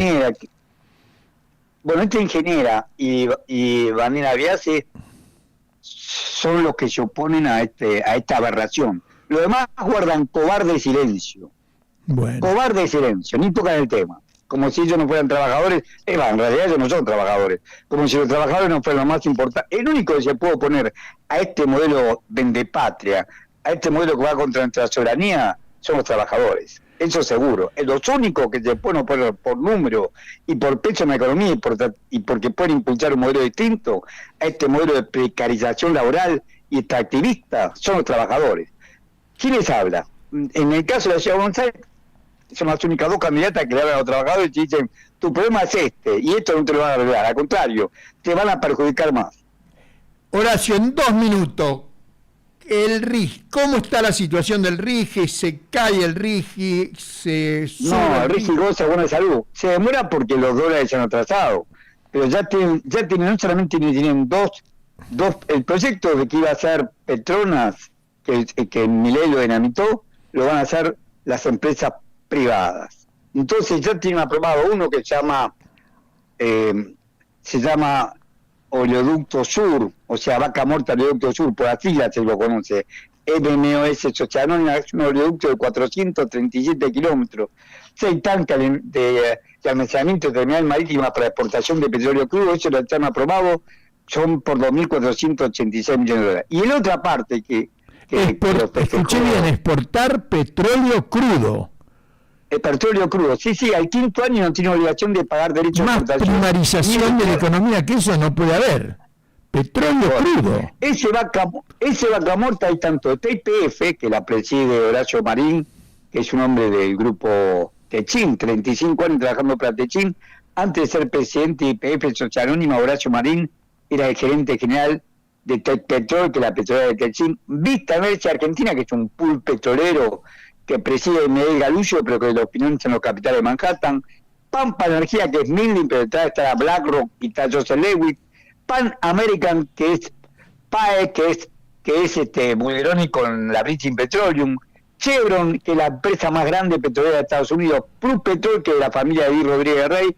Y Shell, que es la Royal Chevron. Estos son los que financian esta Vaca Muerta Oleoducto Sur que van a hacer. Pero además, esto está aprobado, pero además, el viernes Caputo dijo que la parte grande, que era construir el puerto en Punta Colorada, hacer un Sierra Grande, una empresa licuadora una planta licuadora de gas para convertir el gas en líquido y poderlo venderlo por el puerto.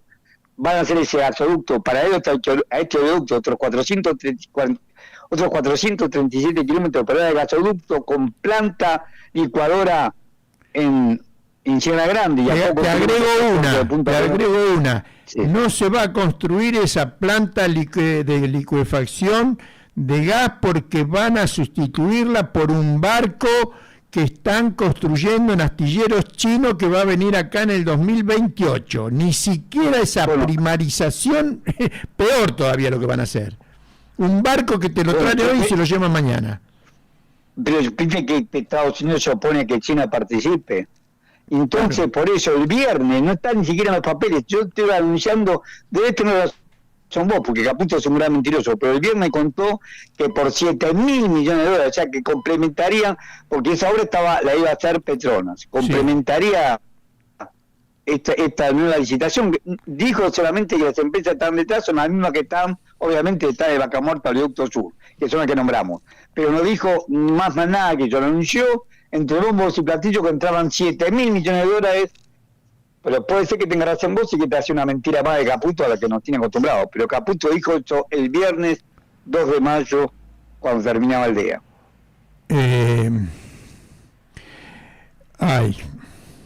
Me agarró un lapsus. Mandale un cierre que estamos sobre la hora, Horacio Robelli. El cierre, este país pierde soberanía en nuestras fronteras, soberanía en las entrañas de nuestra tierra, y hay un avasallamiento del derecho de los trabajadores que ni la dictadura militar, ni de Aramburu, ni de Videla se animaron a realizar. Muchas gracias, Horacio. Y ahora ya nos vamos a la tanda para recibir a Silvia Visconti desde la otra orilla.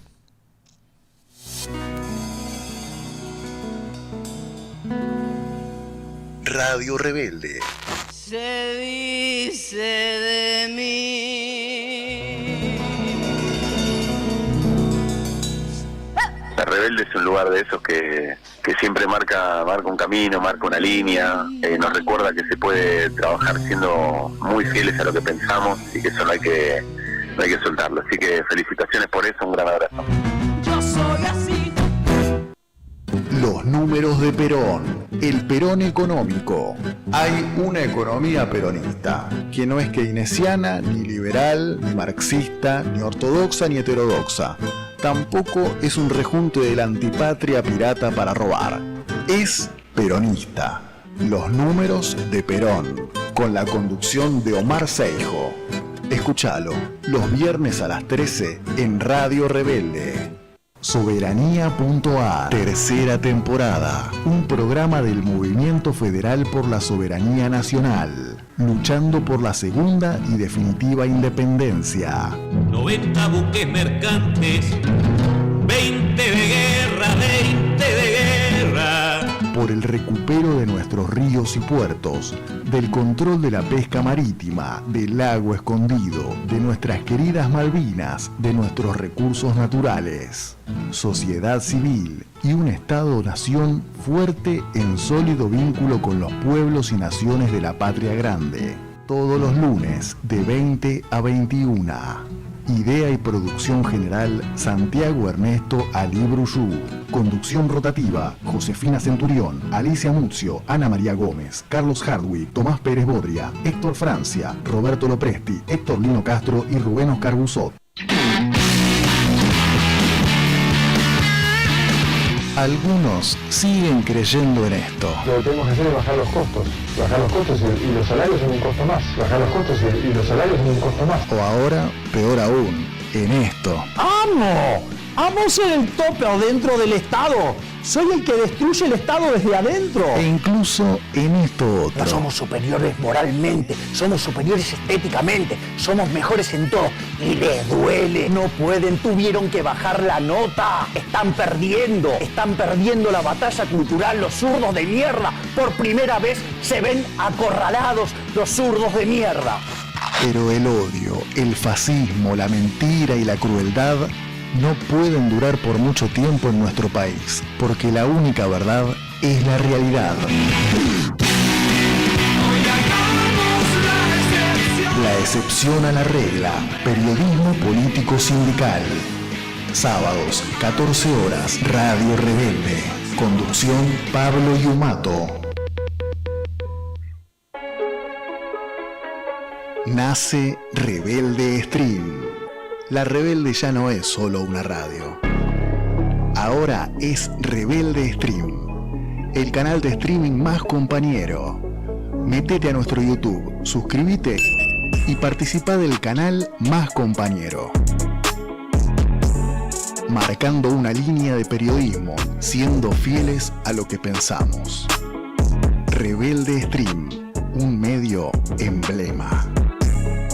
Rebelde Stream.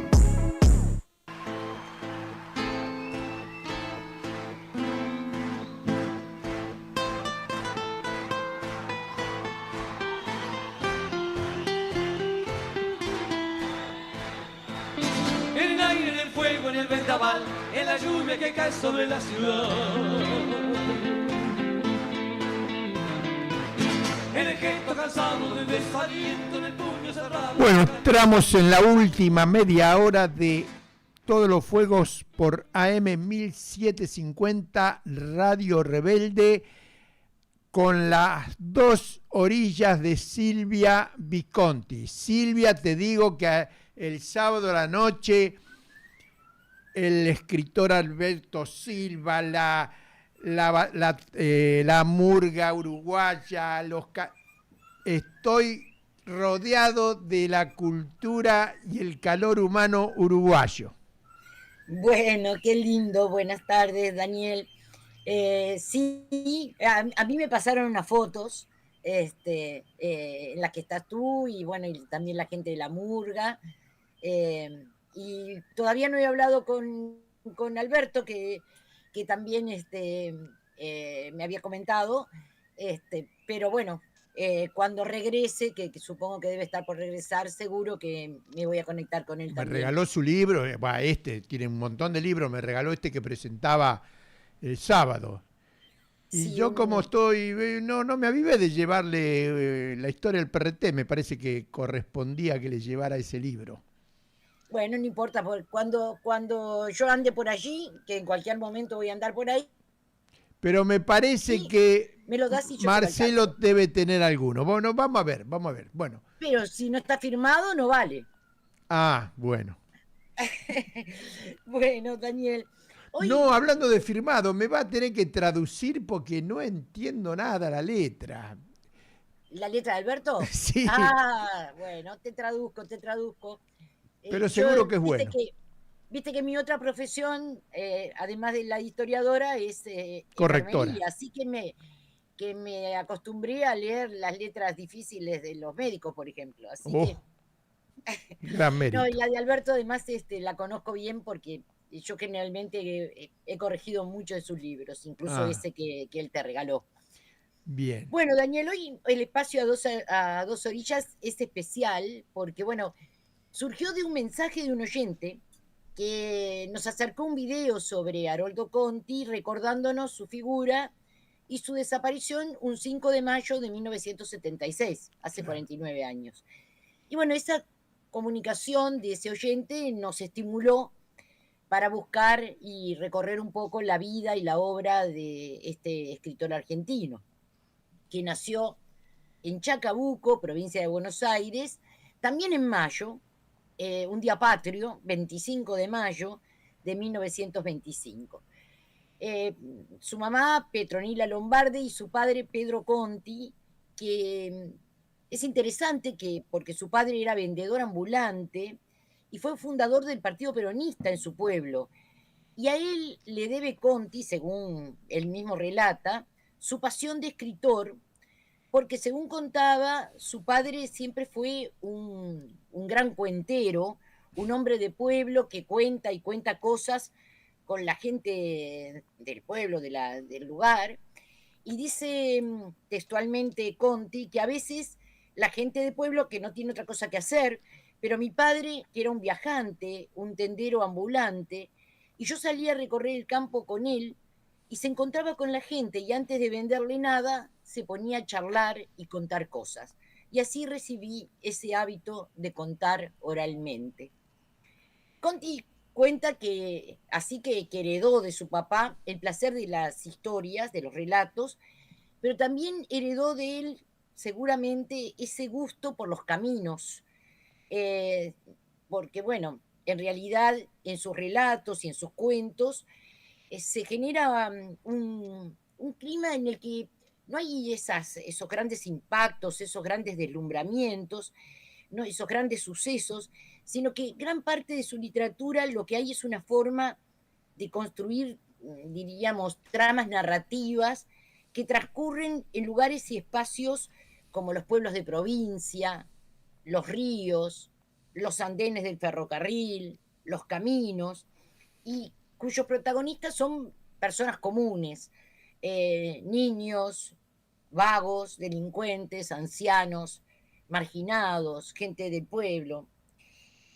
¿Sabés, Daniel, que a mí me llamó mucho la atención que Haroldo Conti decía sentirse trabajador como un albañil que está orgulloso de construir casas y que él se sentía orgulloso de su tarea de escritor como un albañil de la palabra? Y me pareció maravilloso esa idea, ¿verdad?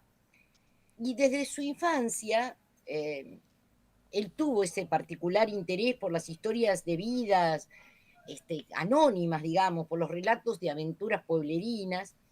En el año 38 ingresó al Colegio Religioso Don Bosco en Ramos Mejía y allí integró un grupo de teatro vocacional y empezó también allí su vocación literaria. Él cuenta que, dice, yo era, en un reportaje que le hicieron en su momento, él contaba que yo era alumno de una escuela de pupilos y en aquel tiempo no había cine y reemplazábamos esa diversión dominical con las funciones de títeres. Yo me ocupaba de escribir los libretos que, como en todas las seriales, se acababan en el momento de mayor suspenso y se continuaban el próximo domingo. Así nació en mí también una parte de esta vocación por la literatura. Más tarde, bueno, fue maestro en una escuela primaria de General Pirán y en 1944 ingresó en el Seminario Metropolitano Conciliar de Villa Devoto. Posteriormente estudió la carrera de Filosofía y Letras. Haroldo cuenta su extraño camino hacia la escritura en ese colegio. Dice, un día en el colegio de curas donde estudiaba se me ocurrió escribir una novela misional sobre aventuras de misioneros en tierras extrañas. La novela se llamaba Luz en Oriente y no me acuerdo si la terminé. Pero así fue naciendo la cosa. Después, cuando ingresé a la Facultad de Filosofía y Letras, hubo una época de silencio en la que me dediqué a estudiar y voluntariamente dejé todo este tipo de inquietudes. Pero por ese camino acabé siendo un triste profesor de escuela secundaria. Hace 20 años que enseño latín, decía en ese entonces. Después se me dio por el teatro, y en aquella época estaban en boga los teatros independientes. La experiencia para mí fue dramática. En esa época, la Municipalidad de Buenos Aires había organizado jornadas de teatro leído en el Odeón.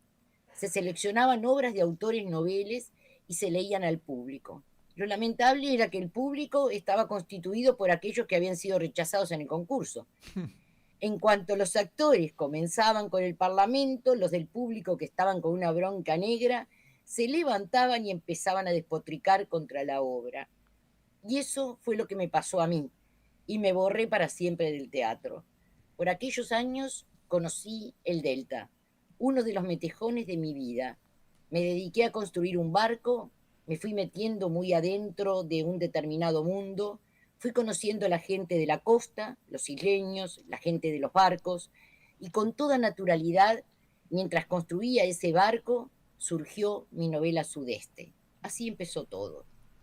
A partir de 1960 comenzó a pasar realmente Haroldo Conti temporadas enteras en su casa en el Delta del Tigre, a orillas del arroyo Gambado, hoy convertida esa casa en museo. al mismo tiempo que empezó a escribir, como decíamos, esa primera novela, Sudeste, en la que recrea el mundo y los habitantes del Delta. Y yo los quería convocar a escuchar un hermosísimo tema de Higinio Mena, El Perico Alcazotro, en la voz de un uruguayo que cuenta y recrea la vida isleña del Delta.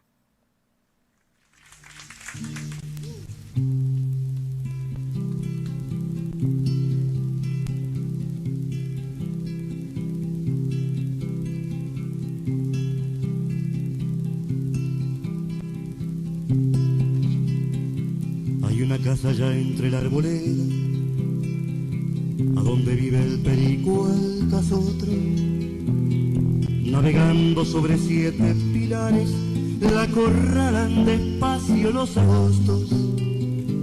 Las aguas grávidas de la creciente le traen de vez en cuando los despojos de alguna lancha de contrabandistas. Es un misterio la vida de Alcazotro.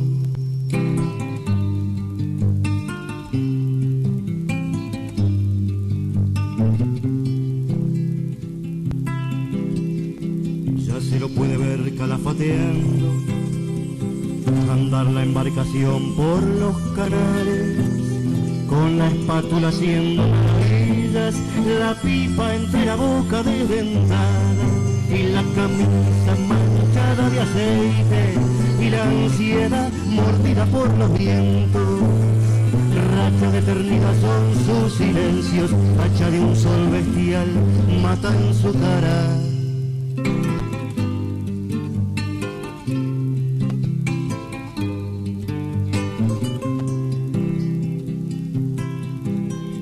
Dicen que dio una vez la vuelta al mundo y otra vez se cargó 4 gendarmes. Cosa triste de ver que cierta gente no hable bien de quien hizo algo importante. Carajo, no hay más ley que la de abajo, solo la ley del pobre al pobre abriga. Aquel que andan malas con los renovados, es que andan buenas con la policía. La la la la.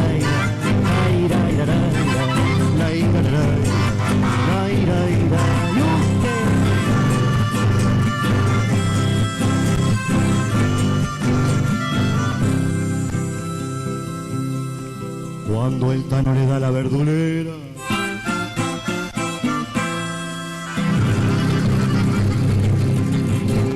a él le gusta bailar con la Celina. Y esa mañana de invierno o primavera, toda la isla entera se endominga. Cuando su barra cae en los chinchorros, se arman grandes fritangas populares. Crece un humo violento de chupines que hace de surubíes y de bagres. La la la la, la la la la, la la la la. Y otra vez.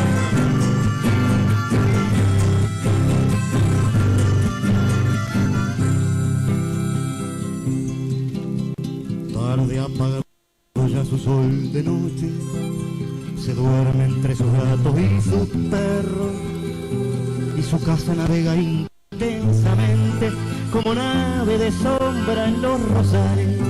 Tras su bote borrachas las anguilas, dicen que van bailando en el verano, mientras su pipa allá en el mediodía va timoneando el pavor de los taraos.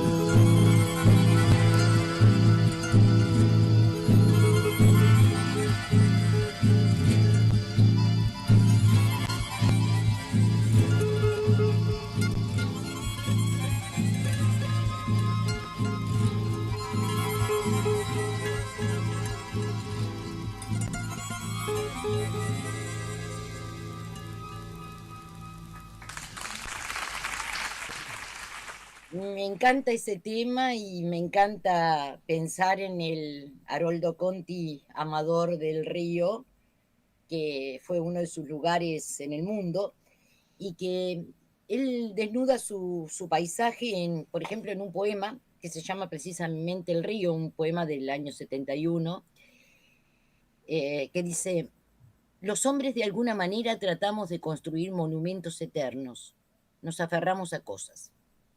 El río es el tiempo irrecuperable, es un paisaje de olvido, es lo que más representa la vida del hombre. Nosotros queremos aferrarnos, fijarnos en cualquier forma por esa vocación de eternidad que sentimos, pero lo concreto es que las cosas se mueren, que nosotros nos gastamos, que cambiamos continuamente. En ese sentido, el río es despiadado y de lo más humano. Nunca es el mismo. Transcurre, cambia, se parece al hombre. Bueno, su obra literaria se despliega en 15 años, que tiene una gran intensidad y va a recibir muchos reconocimientos.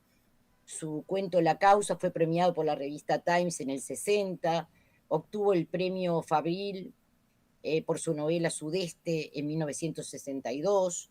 En el 64 recibió el segundo premio Municipalidad de Buenos Aires por su libro de cuentos Todos los veranos. En el 66 ganó el premio Universidad de Veracruz de México por la novela Alrededor de la jaula, que además fue llevada al cine por Sergio Renán con el nombre de Crecer de golpe. En 1971, su novela En vida recibió el premio Barral en España, y en el 75 obtuvo el premio Casa de las Américas con su última novela, tal vez la más emblemática, Mascaró, el cazador americano. Conti visitó Cuba por primera vez en el 71 como jurado del premio Casa de las Américas. Seguro que no te la olvidaste, la dejaste para otro momento, la balada. Ay, no me la olvidé.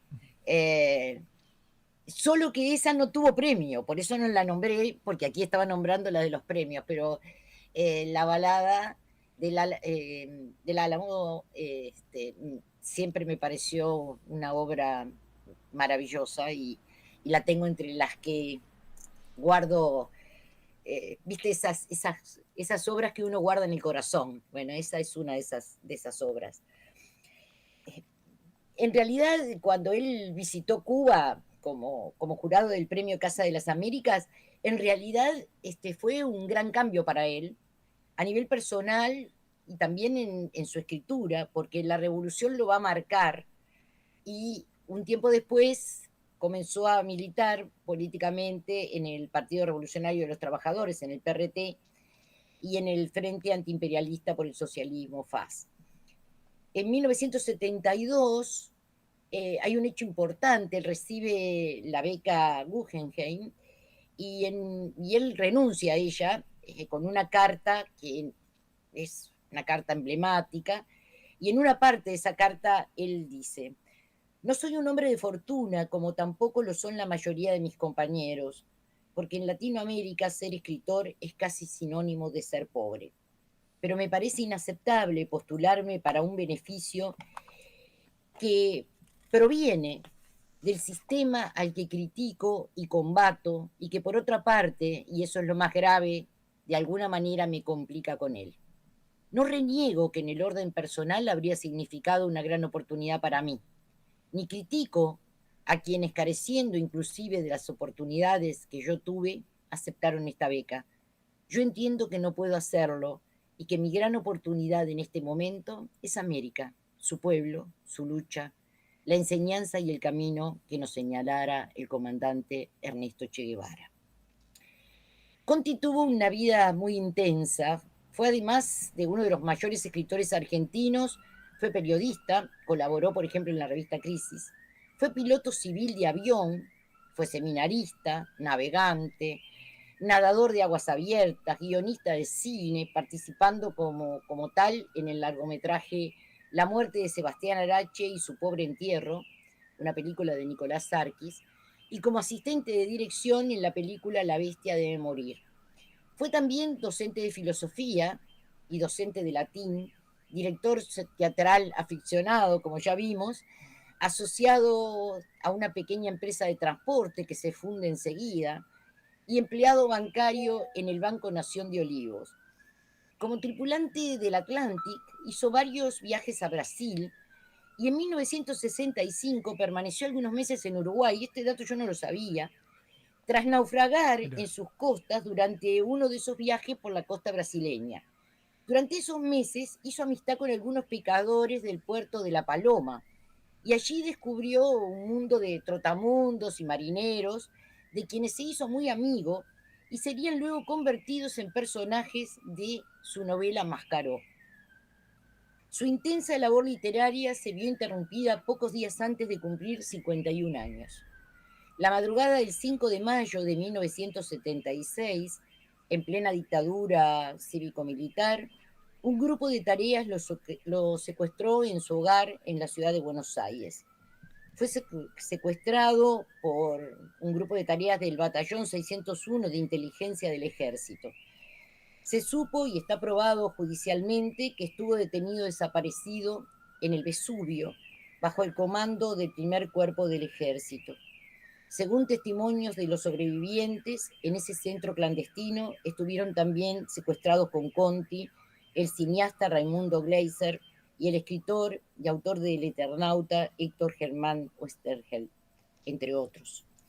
En la madrugada del 5 de mayo de 1976, Conti regresaba del cine con su compañera María Escabac, cuando ese grupo de tareas lo sorprendió en su casa, en la calle Fitzroy, los golpeó, le robaron todo lo que pudieron y finalmente se llevaron a Haroldo y a Juan Carlos Fabián, un amigo que estaba allí también. Conti aún no había cumplido sus 51 años. Un informe de la División de Informaciones de la Policía de la Provincia de Buenos Aires, que fue desclasificado, define ya en el año 75 a la obra Mascaró como una obra marxista.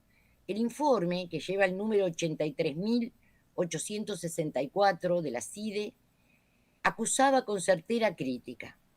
El presente libro, cuyo autor es Haroldo Conti, presenta un elevado nivel técnico y literario, donde el mencionado autor luce una imaginación compleja y sumamente simbólica.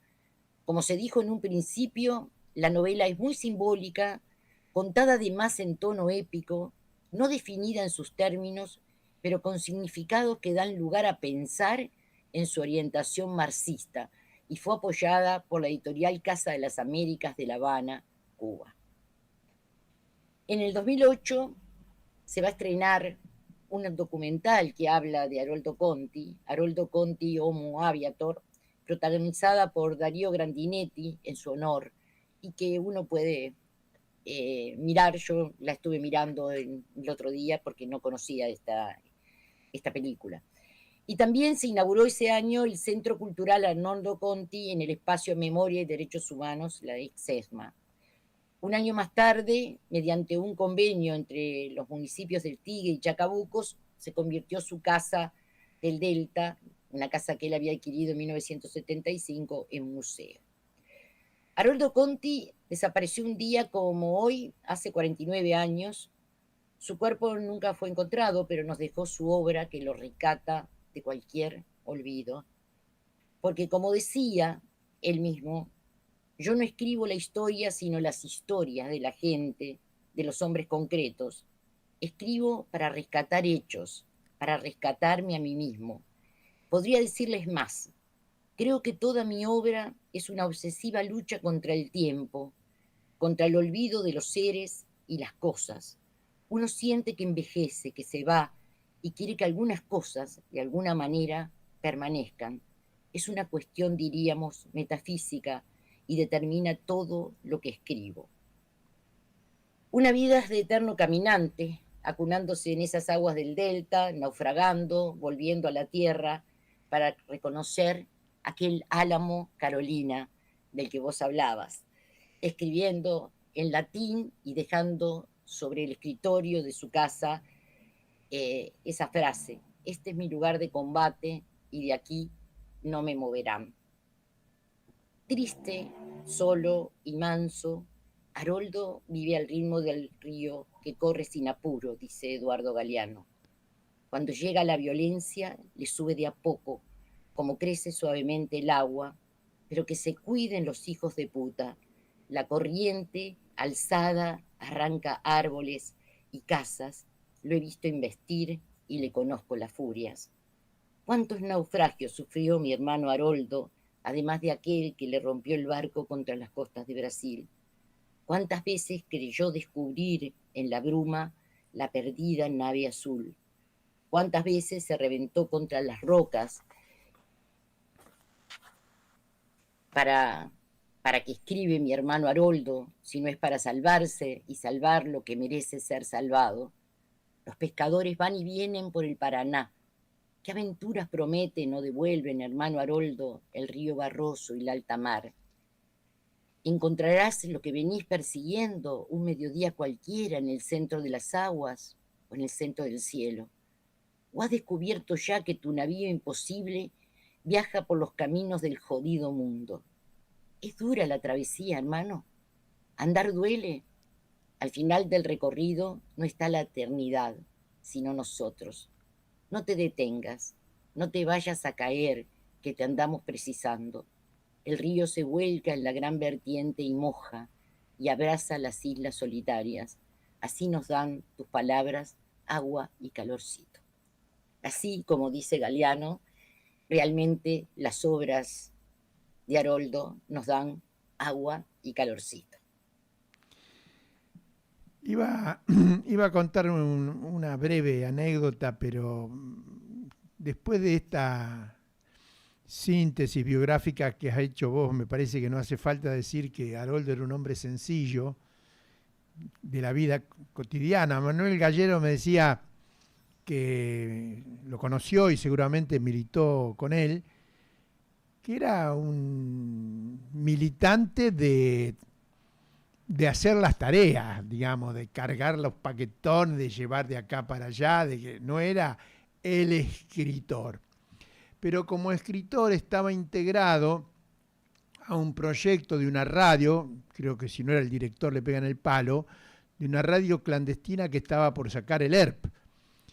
Pero evidentemente hemos tenido un infiltrado porque las 2 o 3 veces que iba a comenzar a emitir caía la infraestructura. Y vinculado a a la logística del partido donde él estaba, es que cae. Él cae vinculado o sea, era miembro de la logística del PRT, del ERP.